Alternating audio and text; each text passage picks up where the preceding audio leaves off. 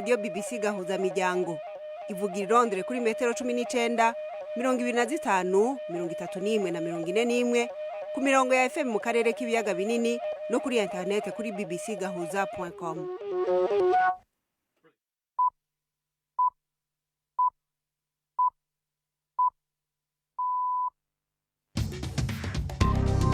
Ubu ni isaha 10 n'igice ku isaha mpuzamakungu ya GMT, isaha 12 n'igice mu Rwanda no mu Burundi, muri kumwe na Florentine Kwizera. Ikaze mwese abakunzi ba BBC muri iki kiganiro ca Gahuza miryango co kuri uyu wa mbere itariki 6 z'ukwezi kw'icenda muri 2021 mu ngingo zimwe zikigize abahagaritse ubutegetsi muri Guinea Conakry bavuga yuko bagiye gushinga leta mu minsi iri imbere. Ariko none icuka mu bantu cifashe gute inyuma y'iyo kudeta? Nta kintu cyabaye kuko n'amasoko arimo ararema, abantu bashobora kujya kugura ibintu ku isoko kandi bitari kureka nka 500 metre yaho hantu hari Perezida. Muri kino kiganiro kandi bisa n'ibitagabanuka, bisa nkaho ari umurongo wa politiki uriho watanzwe, nukubire kuko bimeze tukaberekera abanyirabyo nanone ngo babikemure, kubera ko ntabwo twe tubigena, aho nta bushobozi tuhafite, ariko hari uburyo bumwe bwo kubyirinda, nukutajyayo. Uwo ni Perezida Paul Kagame w'u Rwanda yaraye avuze ko umubano w'u Rwanda na Uganda n'ubu ugicumbagira, akagira inama abanyagihugu biwe kutajayo. Yanavuze ku ijambo kungabona ko yarungitse muri Mozambique ko atanterano y'amahanga zihabwa nkuko muza kuvyumva muri iki kiganiro mu kanya. Tubafitiye n'amakuru y'inkino muri iki kiganiro gihagarikiwe na Prudence Nkiyumva.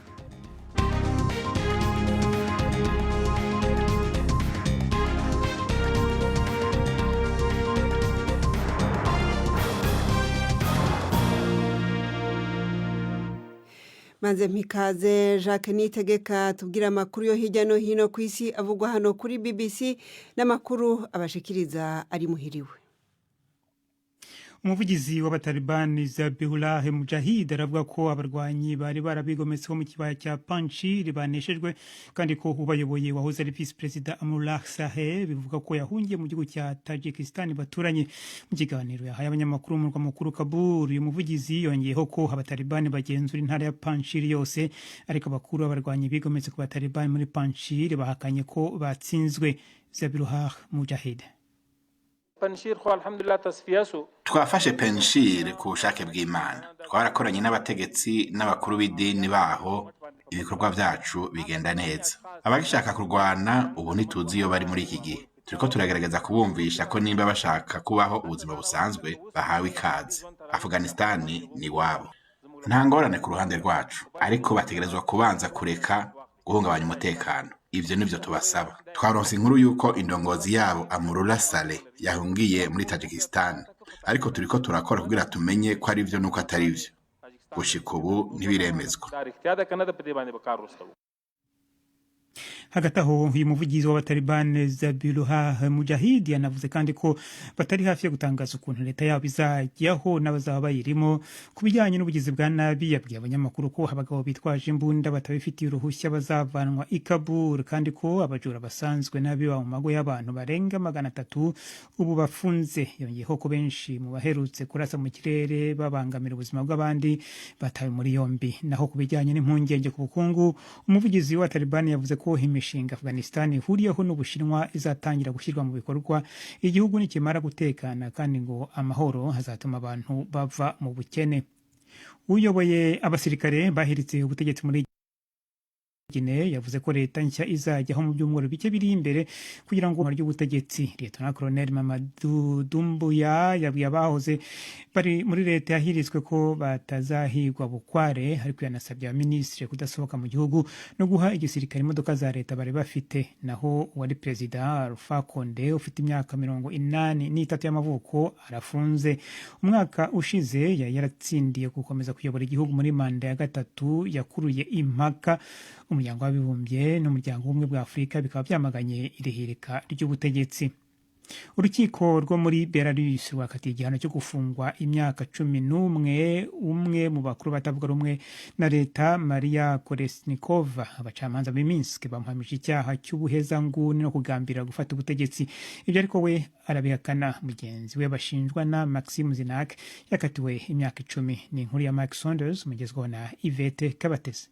Maria Kolesnikova yahindutse ishusho yo kwigaragambya muri Belarus hamwe n'agasatsi gake kerurutse ku mutwe. Uwo muhanzikazi w'injyana ya kera w'imyaka 39 y'amavuko yahitaga agaragara ku kanya mu myigaragambyo y'imbaga yabaye nyuma yo kongera gutorwa kwa Perezida Alexandre Lukashenko ataravuzweho rumwe. Yarashigikiye umukandida witwa Svetlana Tikhanovskaya wagiye nyuma y'iminsi 2 amatora abaye kugira ngo arengere umuryango we. Madame Kolesnikova yataburiye urwandiko rwe rw'abajya mu mahanga ku mupaka mu rwego rwo kwanga ko yirukanwa akoherezwa muri Ukraine. Kuva icyo gihe yahise afungwa muri gereza. Abamunganira mu mategeko babujijwe gutangaza ibyavugiwe mu rubanza rwabaye mu mwiherero mu kwezi gushize. Umucamanza waburanishaga urubanza rw'uri ku isonga ry'abakuru batavuga rumwe n'ubutegetsi muri Tanzania yeguye. Urubanza rwa Freeman Mbowe n'abandi 3 baregwa na rwasubitswe. Umucamanza Henaza Ruvanda yivanye mu rubanza i Dar es Salaam nyuma yaho habaregwa babwiye urukiko ko nta kizira mufitiye. Bwana Mbowe n'abandi bayobozi bo hejuru mu ishyaka rya Chadema ritavuga rumwe n'ubutegetsi batawe muri yombi mu kwezi kwa 7 maze bashinjwa ibyaha by'iterabwoba. Bavuga ko bakurikiranwe kubera impamvu za politiki. Abakozi ba ONU muri Republika ya Demokarasi ya Kongo baravuga ko noneho bimaze kumenyekana ko abantu batari munsi ya 30 aribo baguye mu gitero cyagabwe mu majyaruguru y'uburasirazuba bw'icyo gihugu mu cyumweru gishize. Amakuru yari yatangajwe mbere yavuga ko abasivile 14 aribo biciwe mu murenge wa Luna Samboko mu ntara ya Ituri ku wa 5. Abategetsi baho bavuga ko abarwanyi bo mutwe ugendera ku matwara akazi dini ya Isilamu wa ADF bashyirwa kuba aribo bagabye icyo gitero. Florentine. Urakoze Jacques Nitegeka kuri ayo makuru ya BBC.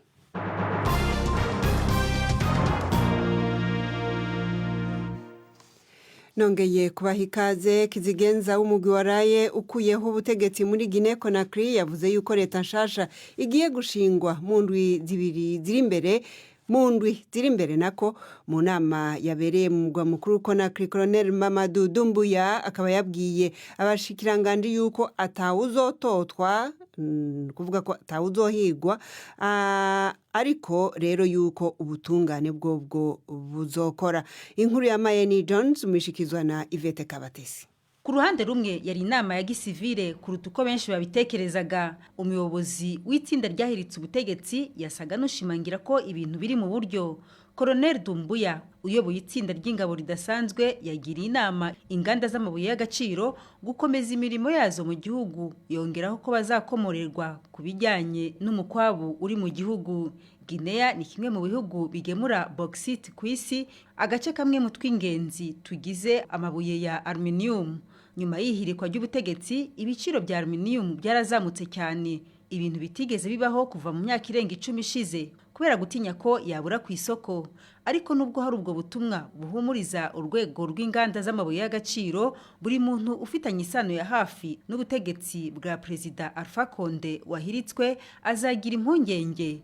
Abaministre babwiwe ko badashobora kuva mu gihugu kandi ko bagomba gusubiza inzandiko zabo z'abajya mu mahanga. Inkuru ya Mayeni Jones. Twashatse rero kumenya uko ibintu bimeze mu gihugu inyuma y'iryo tembagazwa ry'ubutegetsi na cane mu banyagihugu basanzwe, maze mugenzi wacu Prudence Ngiyumva avugana na Dr. Fulgence Nzabintwari asanzwe aba mu mugwa mukuru Conakry.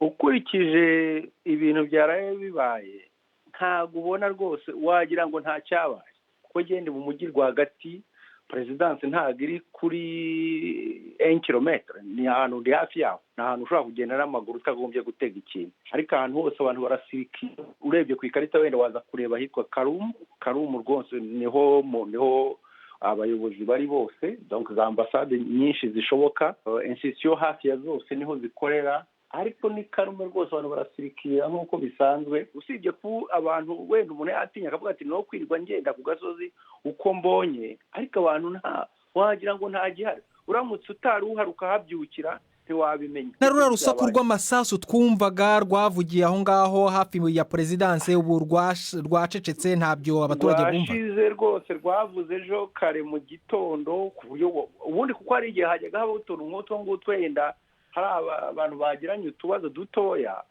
uwo depari wateka ari ibyo bintu nta kintu ubona bigutwaye, ariko kubera intensite byagiye byongera niho twaje kugenda twumva yuko habaye icyo kibazo. Nta kibazo gihari muri make abaturage barakomeza ibikorwa byabo, nta mabwiriza agendanye n'amategeko y'ibihe bidasanzwe mwahawe. Ntayo batubwiye. Icyambere icyo bavuze kuri televiziyo baravuga yuko abantu bose bagomba gusubira ku kazi guhera uno munsi. Abantu yego bari bafite ubwoba bwo kuba wenda bahita bagenda bose ku kazi uko bisanzwe, ariko abantu bagendaga binjira muri ako gace kuko n'ubundi nimugoroba barakarinda, abantu bambaye uniforme za gisirikare nibo batemewe kuhinjira, ariko abandi bose barahita. Hanyuma rero tuzi ko ahantu henshi mu bihugu bya Afurika iyo habaye ibi bintu nk'ibi ngibi byo guhirika ubutegetsi, akenshi abaturage usibye abaturage basanzwe bene gihugu, abanyamahanga bakunze kugira ubwoba cyangwa se rimwe na rimwe bakanibasirwa. Nkamwe banyamahanga muri aho ngaho bimeze gute, umwuka umeze gute? Ubusanzwe Guinea ni igihugu cyakira abanyamahanga neza. Navuga ko mu bihugu nagendereye bya Afurika nicyo gihugu naha amanota ya mbere mu kwakira abanyamahanga neza no kububaha.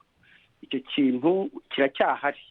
Ntabwo ubona bibasiye abanyamahanga, ahubwo ubona umunyamahanga ari we, kuko nk'aha dutuye mu nzu rwose abantu bose ubona nta kibazo gihari, no ku kazi n'ahandi hose usanga icyo kintu cyo kubaha umunyamahanga, umuntu wavuye ahandi, kiri imbere. Na hano rero nta kintu cyabaye kuko n'amasoko arimo ararema, abantu bashobora kujya kugura ibintu ku isoko kandi bitari kure nka 500 metre y'aho hantu hari Perezida.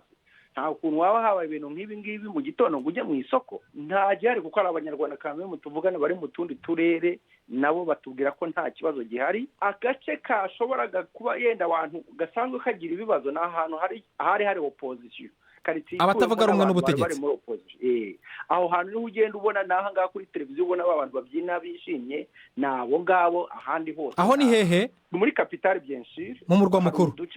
Mu murwa mukuru en fait amaparti ko yarameze, hari uduce tugiye turimo fief yaba n'aba. Fief yari irimo wa undi wiyamamazaga nawe hatuye n'abantu bakomoka mu karere kamwe niho batuye. Abo rero bari bishimiye ko wenda umuyobozi yavaho kubera yuko nyine nava ngo atari favorable kuri bo. Ariko nta rugomo byateye n'ibyo kubyina mu ntara. Nta hantu nigeze numva ko ari ahantu hageze, kuko mfite abakozi benshi dukorana nyine mba ngomba kumenya uko situation imeze. Nta muntu urambwira ko yaba yagize ikibazo cyangwa se habaye ibintu byasagarira abantu mu ngo yenda no mu bantu. Yewe uko mbibona nkurikije ko abari ku butegetsi basa nk'aho aribo basimburanyeho, urabona nta kwirara mu bandi bantu byabaho. Kugeza ubu ni gutyo byifashe. Dr. Fulgence Nzabintwari. Imiryango y'abahuburiye ababo mu kaga kashikiye indege maha 17 batanguye kumvirizwa ubwa mbere muri sentare yo mu Buholande. Muri urwo rubanza abantu 4 baregwa ubwicanyi, bakaba barimwo abarusiya 3 n'umwe w'umunya-Ukraine. Baregwa kuba bararashe indege hejuru y'ikirere c'ubuseruko bwa Ukraine muri 2014 bagahitana ubuzima bw'abantu barimwo bagera ku 298. Abo bose bakekwa yuko ari abantu bashigikiye, bose ko ari 3 bari mu rubanza, bakekwa yuko ari abantu bashigikiye icifuzo c'Uburusiya cyo kwigarurira agace k'ubutaka bwa Ukraine, kandi nta numwe muri bo uno munsi yari muri urwo rubanza rwabereye hafi y'ikibuga c'indege ca Schiphol mu mujyi wa Amsterdam, ahantu hari hacungerewe umutekano cane. Uburusiya burahakana uruhara na rumwe muri ico gikorwa cyo gukorora iyo ndege. Inkuru ya Anna Horegan mwishikizwa na Jacques Nitegeka. Ria van der Steen yabaye umuntu wa mbere wo mu miryango y'abaguye muri iyo ndege wabimburiye abandi imbere y'urukiko. Ise na mukase bari mu baguye muri iyo ndege. Yasobanuye ibintu bibi ahora rota arimo azenguruka mu mirima y'ibihwagari, anyura ku bisigazwa by'indege n'imirambo, akagira impumuro y'umuriro n'urupfu, maze agahamagara se agira ati uri hehe, ngo aramusekera ariko we akamwibutsa ko yapfuye. Umurambo wa se Yane wabashije kumenyekana hakoreshejwe uduce duto cyane tw'igufa. Ria yasobanuye ukuntu yumva ibintu byaramurenze, akagira urwango, uburakari no kubona nta kintu yakora.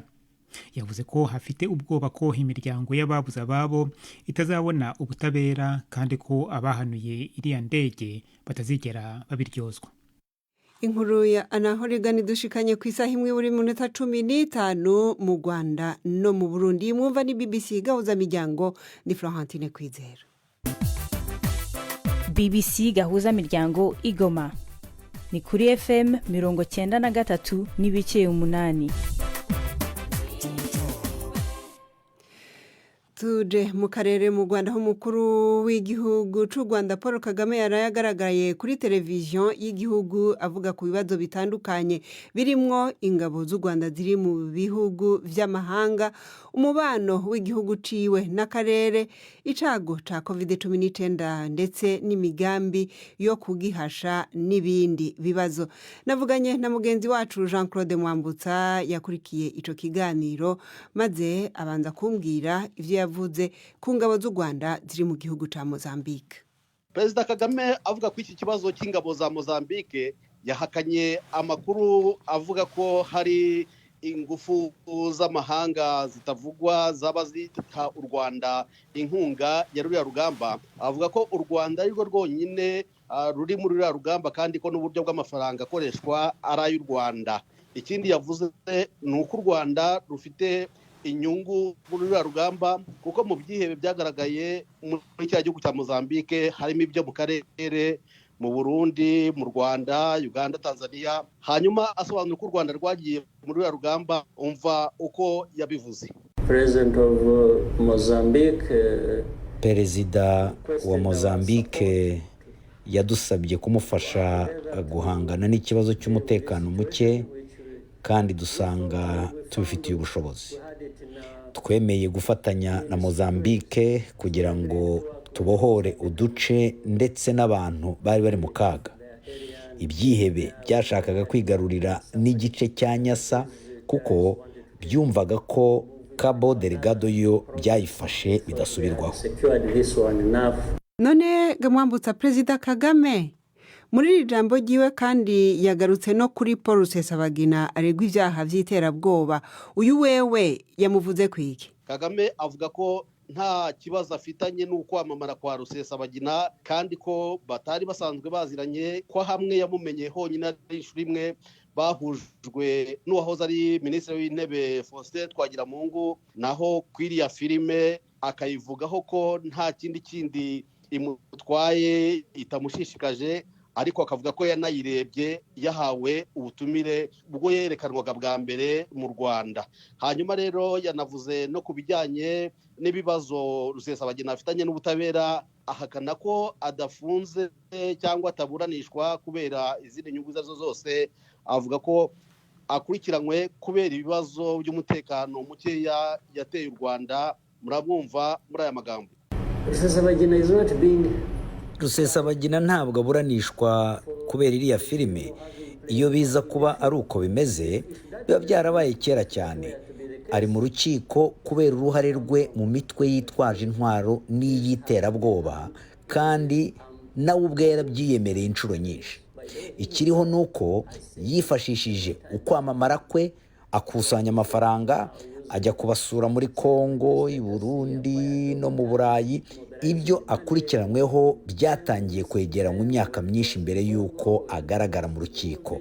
Ibimenyetso birahari, biranditse, biri mu Bubiligi ndetse no muri Leta Zunze Ubumwe za Amerika. Ntabwo ari ibintu byahimbwa ijoro rimwe kandi nta naho bihuriye n'iyo filime. Ikibazo c'umubano w'u Rwanda n'ibindi bihugu by'akarere coco yakivuze kwiki? Perezida Kagame asa n'uvuga ko ibihugu byinshi n'ibyo bari bafitanye umubano mukeya bagenda bagerageza gusa n'abawunagura. Avuga ku Burundi yavuze ko u Rwanda ruri gukora byinshi kugira ngo rwongere kubanira neza u Burundi. Yavuze ko ibibazo biri kugenda bikemuka no muri Repubulika ya Demokarasi ya Kongo, ariko ageze ku gihugu cya Uganda yavuze ko ibintu bisa n'ibyakwamye, ko bisa naho rwose bizagorana ko umubano wakongera kuba mwiza, ariko buri gihe agatunga agatoki uruhande rwa Uganda nk'uko tumwumva muri aya magambo. Hagiye habaho abantu baba muri Uganda cyangwa banyura muri Uganda cyangwa bafashwa na Uganda kugirira nabi u Rwanda. Hari n'abo murabizi, hari n'abo dufite mu nkiko, mukabona ngo hari imihanda ikorwa izanyura zava Uganda ikanyura Tanzania ikajya i Burundi, icyo bigamijwe ni ukugira ngo u Rwanda rwo baruca iruhande. Ni byinshi cyane, bisa n'ibitagabanuka, bisa nk'aho ari umurongo wa politiki uriho watanzwe, ni ukubire kuko bimeze, tukaberekera ba nyirabyo nanone ngo babikemure, kubera ko ntabwo twe tubigena, aho nta bushobozi tuhafite, ariko hari uburyo bumwe bwo kubyirinda, ni ukutajyayo. Perezida Paul Kagame muri iyi nkuru mwashikizwa na Jean Claude Mwambutsa. Reka ubu naho dutumikire abadushikiriza ubutumwa bwabo barangisha abantu bo mu miryango yabo. Ku mazina yanjye nitwa Jésus Marie Edis Gakiza, nkaba mu gisagara ca Bujumbura mu Kanyosha. Nkaba nifuza kurangisha rero data na mushiki wanje twaburanye. Data bambwira ko ashobora kuba yarapfuye imbere y'umwaka w'2000, akaba yari yitwa Sengimbi. Icyo zina nibwo nashoboye kumenya.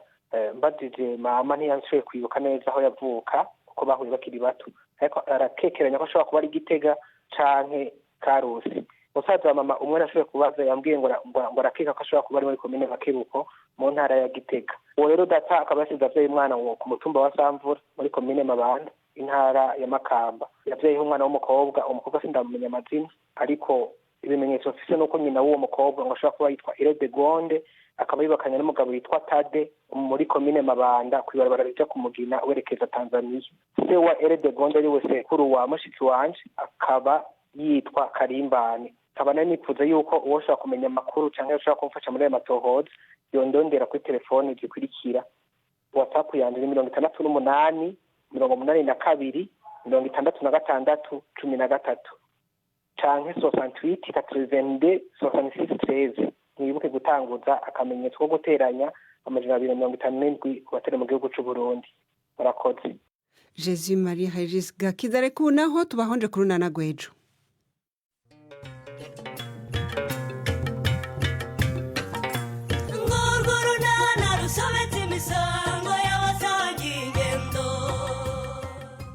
Mu kiganiro Runana cyo kuri wa kabiri twabateguriye Ubuse kandi yazindukiye. Nanjye byanyobeye Felicien, nakangutse mbona ntawe uryamye ku buriri bwe, nigera mu byanjye ntekereza ko yaba yagiye mu bwiherero. Cyangwa yagiye kuryama mu cyumba cya mama, dore ko iyo yigize nabi tukamuvuga ariho ajya kuririra. Uyu mukobwa yagiye Hebeni. Urumva njye mpazi koko Felicien. Ni 12:45 kuri BBC. Ntimuze mutangwe rero. Babiri muri bakizigenza mu ndongozi z'abatavuga rumwe n'ubutegetsi bwa Belarus bahawe igihano cyo gupfungwa igihe kirekire kubera uruhara mu myerekano yo kwiyamiriza ubutegetsi bwa Perezida Alexander Lukashenko mu mwaka uheze. Bombi bakaba baharuwe ko icaha cyo kuja inama yo gufata ubutegetsi hamwe rero n'ubutagondwa. Ababunganira imbere y'amategeko bakavuga yuko atakimenyetso na kimwe kihari cerekana yuko ivyo vyaha babikoze. Inkuru ya Sarah Renford ari mushikirizwa na Siriake Muhawe nayo. Uru n'urubanza rwa politike rwabereye mu mwiherero aho atacagije na kimwe cigeze gishirwa ahabona. Mbere n'ababuranira abaregwa babujijwe gushira ahagaragara ido n'ido ry'ivyo baregwa. Kuri ubwo rero guhamwa n'icaha ntabwo byatangaje. Maria Kolesnikova na Maxim Zinak bazi imbere mu myiyerekano y'amahoro yabereye mu gihugu cose ca Belarus mu mwaka uheze yo kwiyamiriza Perezida Alexander Lukashenko. Abashigikiye bavuga ko bagiye guhanwa kubera bashaka kuganisha igihugu ahantu heza. Abatavuga rumwe na leta, abatahunze barafunzwe, abagize imyiyerekano nabo bafite ubwoba mu mabarabara. Ariko bamwe bari bakoraniye imbere ya sentare i Minsk uyu munsi mu kwifatanya nabo. Aho yari yuganiwe, Maria Kolesnikova yamwenyuye anashushanya umutima akoresheje ibiganza byari biboshe. Mu mwaka uheze abategetsi baragerageje kumwirukana muri Bielorusi, aca ashikura igitabo ciwe c'inzira asimbira hasi ava mu modoka. Avuga ko atita ko umwikomo kubera ivyo yakoze kandi ko atazomara imyaka yose 11 yaciriwe yo gufungwa kubera ko yemera ko impinduka za politike zizoza muri ico gihugu impera n'imperuka. Inkuru ya Sarah Renford. Reka ubu naho duha umwanya Jean Claude Mwambutsa yabateguriye amakuru y'inkino. imikino kuri BBC Gahuza Miryango. Mwiriwe neza nshuti za BBC, kaze mu iki kiganiro cyacu cy'imikino duhereye mu Rwanda mu mukino wa volleyball. Mu mikino y'igikombe cya Afurika gitangira i Kigali kuri wa kabiri, umutoza w'u Rwanda Paulo do Tarso ukomoka muri Brezil yamaze kwemeza urutonde rw'abakinnyi 14 azifashisha, naho ibihugu byose bizitabira byamaze kugera i Kigali kwitabira irushanwa rizamara iminsi 9: Tunisia, Tanzania, Nigeria, Burkina Faso, Burundi, Cameroon, Repubulika ya Demokarasi ya Kongo, Misiri, Ethiopia, Guinea, Mali, Kenya, Maroc, Nigeria, Sudani y'Epfo na Uganda. Byiyongereho u Rwanda nibyo bihugu bigomba guhatanira iki gikombe. Naho mu mukino wa basketball mu irushanwa rya Afro Basket, Tunisia niyo yaraye yongeye kwegukana igikombe yari ifite itsinze Cote d'Ivoire bitayoroheye ku manota 78 kuri 75. Umwanya wa gatatu wegukanywe na Senegal iyo yatsinze Cape Verde ku manota 86 kuri 73. Nyuma y'irushanwa hatoranijwe abakinnyi 5 bakubaka ikipe nziza y'iri rushanwa, barimo 2 ba Tunisia, umwe wa Cote d'Ivoire, wa Senegal n'uwa Cape Verde. Liz Mills, umunya-Australia-kazi utoza igihugu cya Kenya, we yahembwe nk'umutoza rukumbi w'umugore washoboye kuyobora ikipe y'abagabo ndetse akanayihesha itike y'iki gikombe cya Afurika.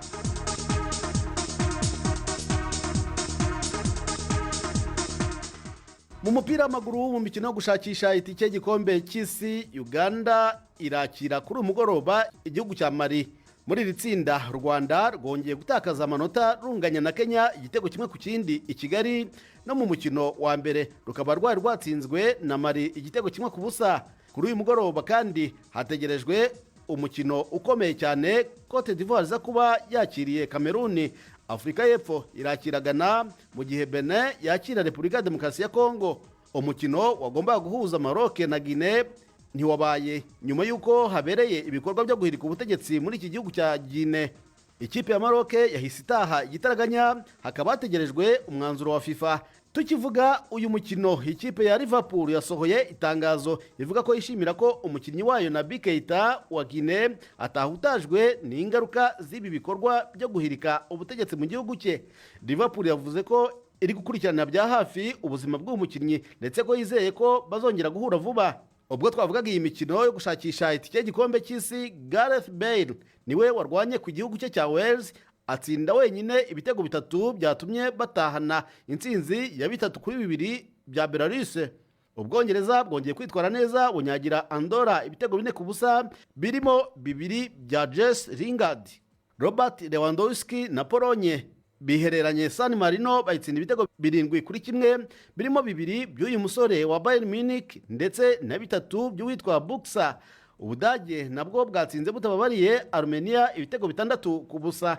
Muri Amerika y'Amajyepfo naho umukino wagombaga guhuza ibihangange Brazil na Argentine wahagaritswe umaze iminota 5 gusa utangiye.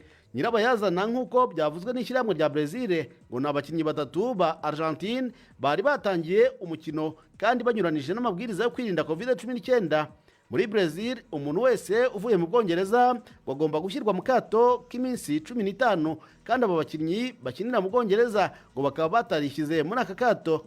Ishyirahamwe ry'umupira w'amaguru ku isi FIFA ryatangaje ko ryababajwe no kuba uyu mukino wasubitswe kandi ko ritishimiye imyitwarire y'impande zombi mbere yo guhagarika umukino. Raporo y'abasifuzi ngo yamaze kugezwa muri FIFA, ikaba ari kimwe mu bizashingirwaho harebwa ikigomba gukurikira. Nta tariki yindi yatangajwe uyu mukino ugomba kuzasubukurirwaho. Turabashimye nshuti mwakumwe natwe. Ikiganiro cyacu natugisoreje mu gijoro ryiza. General Jean Claude Mwambutsa.